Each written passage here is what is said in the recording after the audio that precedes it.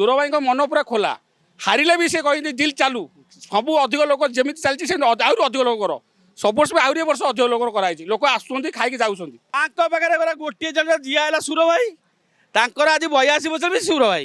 ସେ ଜିଆ ଆସିଥିଲା ଆଜି, ସେ କହିଲେ ଆମେ ସମସ୍ତେ ଭାଇ ଡାକୁଛୁ, ମୁଁ ଡାକୁଛି ଭାଇ, ମୋ ଛୁଆ ଡାକୁଛି ଭାଇ, ସମସ୍ତେ ଡାକୁଛି ଭାଇ।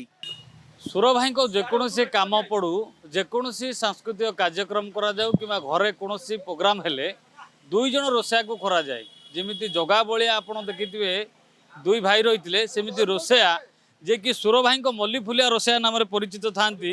ଆପଣ ଦେଖିପାରୁଥିବେ ଦୁଇ ଭାଇ ଅଛନ୍ତି ଜଗା ବଳିଆ ଭାବେ, ସେମାନେ ସବୁ କ୍ଷେତ୍ରରେ କାର୍ଯ୍ୟ କରିଥାନ୍ତି। ଆଜି ସୁର ଭାଇଙ୍କୁ 81 ବର୍ଷ ହୋଇଛି।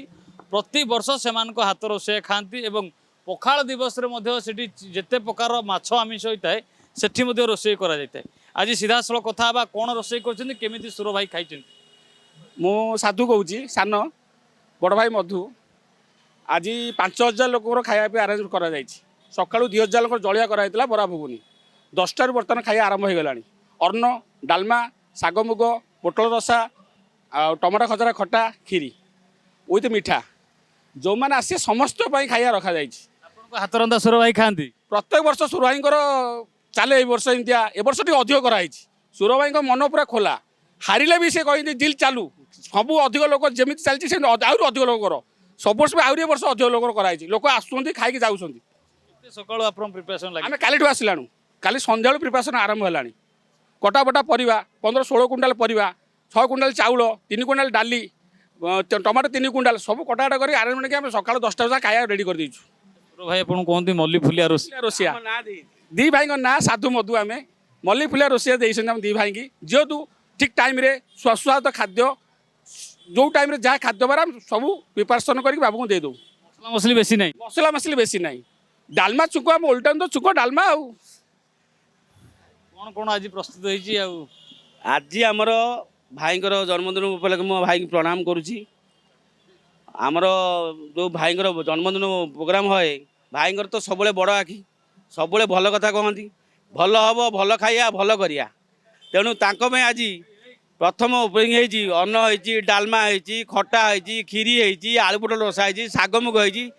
ତା ସାଙ୍ଗେ ତା ପୂର୍ବରୁ ଗୋଟେ ଜଳଖିଆ ଆଇଟମ୍ କରାହେଇଥିଲା ଆଜ୍ଞା, ବରା ଘୁଗୁନି, ତା ସାଙ୍ଗେ ମିଠା।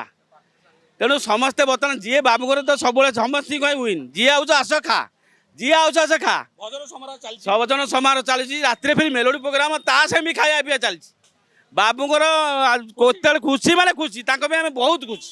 ଛୋଟ ବଡ଼ କିଛି ନଥାଏ। ତାଙ୍କ ପାଖରେ ଗୋଟେ ଗୋଟିଏ ଜଣ ଜିଆ ହେଲା ସୁର ଭାଇ, ତାଙ୍କର ଆଜି 82 ବର୍ଷ ବି ସୁର ଭାଇ। ସେ ଜିଆ ଆସିଥିଲା ଆଜି, ସେ କହିଲେ ଆମେ ସମସ୍ତେ ଭାଇ ଡାକୁଛୁ, ମୁଁ ଡାକୁଛି ଭାଇ, ମୋ ଛୁଆ ଡାକୁଛି ଭାଇ, ସମସ୍ତେ ଡାକୁଛି ଭାଇ। ତେଣୁ ସୁର ଭାଇ, ସେ ସୁର ଭାଇ ଜିନ୍ଦାବାଦ। ଆଉ ଯେକୌଣସି କାମ ପଡ଼ିଲେ ଆପଣ ଆସିବାଟା ପକ୍କା। ପ୍ରତ୍ୟେକ କାମରେ ଆମେ ସୁର ଭାଇଙ୍କର କାମ କରୁ। ସେ ଗୋଟିଏ ଜିନିଷ କହନ୍ତି, ସାହୁ ଆସିକି ରୋଷେଇ କରିବ। ସାହୁ ମଧୁ ସାଧୁ ଦି ଭାଇ ଆସିକି ସିଏ କଲେ ମୋର ରୋଷେଇ ଅମୃତ ଭଳିଆ ଲାଗେ। ତାଙ୍କ ଟାଇମ୍ ଟେବୁଲ୍ ଆମେ ଦେଉ, ଟାଇମ୍ ଟେବୁଲ୍ରେ ବାହାର କରୁ ଏବଂ ସୁସ୍ୱାଦୁ ଖାଦ୍ୟ ଦେଉ। ମସଲା ମସଲି କେମିତି ପଡ଼ିଛି ଆଜି। ମସଲା ମସଲି ତାଙ୍କର ବହୁତ କମ୍।